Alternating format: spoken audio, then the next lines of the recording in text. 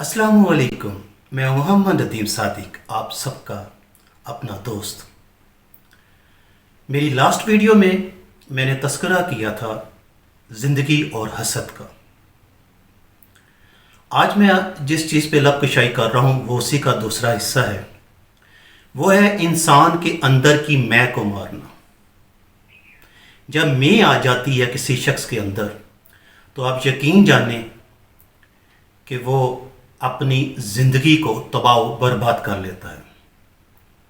یہ میں ہی ہے جو اسے نہ اس دنیا میں اور نہ آخرت میں کہیں کا چھوڑتی ہے۔ ایک میں شیطان میں آئی جب اس نے آدم علیہ السلام کو سجدہ کرنے سے انکار کر دیا، تو اس کا انجام آج تک کیا ہو رہا ہے یا روز قیامت کے بعد تک کیا ہوگا وہ آپ سب کو معلوم ہے۔ یہ میں ہی ہے جو ہنستے بستے گھروں کو تباہ و برباد کر دیتی ہے۔ یہ میں ہی ہے جو ہماری زندگی کو ہمارے ہی ہاتھوں سے آگ لگا دیتی ہے۔ اگر اس میں کو نکال دیا جائے تو یقین جانیں یہ زندگی ایک گلدستہ اور آپ کا خاندان اور آپ کے دوست احباب اور آپ سے منسلک ہر رشتہ ایک پھول کی طرح ہو جائے گا۔ اس کی مثال میں آپ کو یوں دیتا ہوں، یہ آئی برو جسے ہم پلکیں کہتے ہیں، یہ پلکیں جب آنکھ پر ہوتی ہیں تو یہ خوبصورتی کی علامت ہوتی ہیں۔ کیا کہا میں نے کہ یہ پلکیں جب آنکھ پر ہوتی ہیں تو خوبصورتی کی علامت ہوتی ہیں۔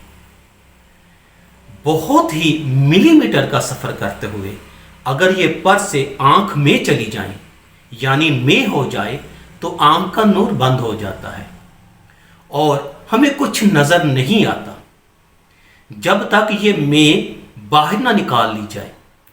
ہمیں کوئی چیز اچھی نہیں لگتی، نظر نہیں آتی، ہمارا نور ختم ہو گیا، ہماری آنکھ کی روشنی ختم ہو گئی۔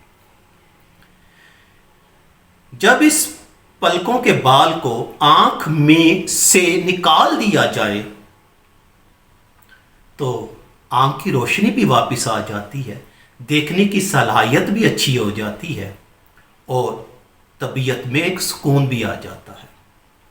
اس کا مطلب یہ ہوا کہ جب یہ آنکھ پر تھی تو خوبصورتی کی علامت تھی، جب یہ آنکھ میں چلی گئی تو یہ نور کے بند ہونے کا، یہ دنیا کے کائنات کو بند ہونے کا، یہ ایک ظلم کا، یہ ایک تکلیف کا باعث بن گئی۔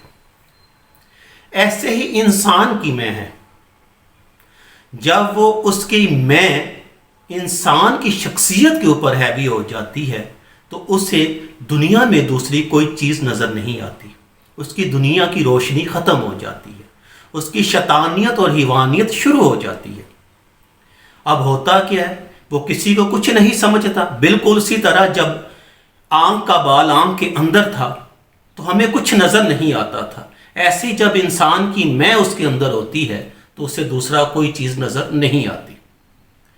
اب یقینی سی بات ہے کہ اس کنڈیشنز کے اندر وہ کسی دوسرے شخص کو کوئی اہمیت نہیں دے گا، کوئی فقیہت نہیں دے گا، کوئی مقام نہیں دے گا اور اپنے آپ کو وہ سب کچھ سمجھے گا، تکبر میں آ جائے گا، غرور میں آ جائے گا۔ اور تکبر اور غرور تو میرے اللہ کو بھی پسند نہیں، میرے آقا دو جہاں حضرت محمد مصطفیٰ صلی اللہ علیہ وآلہ وسلم کو بھی پسند نہیں۔ تو اے بنی نو انسان، اپنی میں کو مار لو، اپنی دل کو صاف کر لو۔ جب آپ اپنی میں کو مار لو گے تو آپ یقین جانیں دوسرا انسان، دنیا کا ہر انسان آپ کو اپنے آپ سے اچھا لگے گا۔ یہ اتنا آسان تو نہیں، لیکن مسلسل محنت کرنے سے اور مسلسل کام کرنے سے آپ اس میں کو مار سکتے ہیں۔ اور ایک بار یہ میں آپ کی مر گئی تو میں آپ کو لکھ کر دینے کو تیار ہوں، آپ کی زندگی پھولوں کا گلدستہ بن جائے گی، آپ کی فیملی، آپ سے منسلک ہر لوگ آپ کی خوشبو سے مہکنا شروع کر دیں گے، اور اس وقت جو آپ کا مقام آپ کے خاندانوں میں یا آپ کے دوستوں کے نزدیک یا آپ کے اللہ کے نزدیک ہوگا، آپ اس کی اس وقت سوچ بھی نہیں رکھ سکتے کہ آپ کس مقام پہ آ جائیں گے۔